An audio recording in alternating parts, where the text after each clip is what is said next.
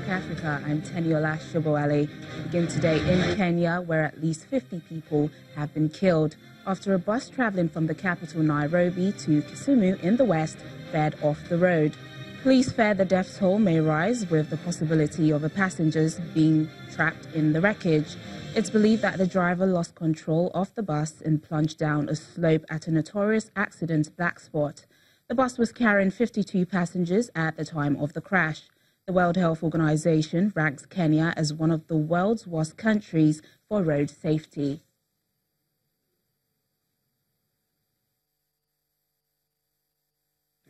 The driver lost control of the vehicle and rolled down this cliff where it landed down there.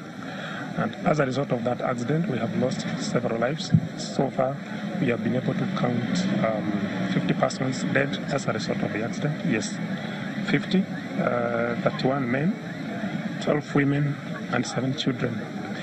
A few survivors were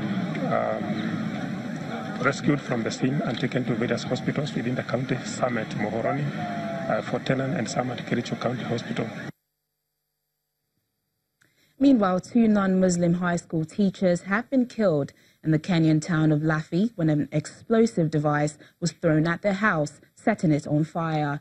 Police engaged the attackers, believed to be from militant Islamist group Al-Shabab, who then fled. The police are now hunting for the attackers. Situated on the Kenyan-Somalia border, Mandera County is experiencing regular attacks targeting non-locals, many of whom are non-Muslims working in the area. Earlier this year, 4 quarry workers were killed by suspected Al-Shabaab militants in the county. The attack comes amid protest by the teachers' union against the hiring of non-local teachers in the region. Still on security matters, Somalia's militant Islamist group Al-Shabaab says it has shot dead 5 people, including a British Somali citizen, for spying for the UK, US and Somali government. A report on a jihadi website alleges that the 32-year-old admitted to feeding the UK's Foreign Intelligence Agency, M16, information about people in Britain who had been providing support to militants in Somalia. 3 others reportedly spied for the United States and helped guide drone attacks, while another man spied for the Somali government. The 5 were convicted by a court run by the militants before being shot dead in public. The UK, US and Somali governments are yet to comment on the report. The German government, in collaboration with the Economic of West African States, are pushing for a more improved action by member states against proliferation of arms in the West African region and beyond. This effort from Nigeria and other sister countries is part of the ongoing effort to checkmate the proliferation of small and light weapons in the region.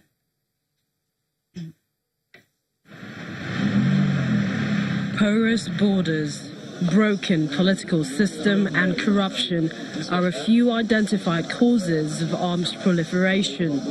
And these illicit arms trafficking is taking its toll on security, accounting for the increasing violence and mass killings in some African countries.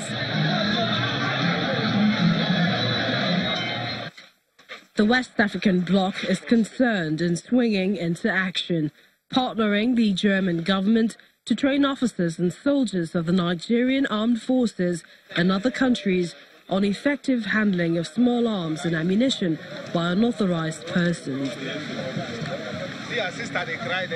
Participants in this room are being trained on how to provide timely, quality and effective intervention on conflict resolution and mopping up of light and small weapons in the West African sub-region. At the end of each course, we will select the best students to train them 3 continuation courses by regional PSSM instructors. With the help of our modules, these instructors should then be able to carry out PSSM training in their own, both on national level and, if required, within the framework of the ECOWAS. The poor management of stockpiles of small and light weapons presents many security challenges. The outbreak of civil wars and civil unrest in Liberia Mali, Libya, Sudan, Gambia and other countries in Africa, as well as the Boko Haram insurgency in Nigeria, has also led to illegal acquisition of small and light weapons. We want to bring about a pool of experts all across the ECOWAS region that could actually tackle that scourge. Because, as you said, I mean, the region is awash with small arms and light weapons, and that problem has to be tackled. The convention is comprehensive to the extent that civilian positions are also being addressed. Issues relating to illicit circulations, strengthening border security and things like that. Providing border security, capacity building for border security operatives is also key intervention that the convention is providing. This is the second collaborative effort by the Economic Community of West African Countries, ECOWAS, and its partners in capacity development of its nationals in areas of conflict resolution.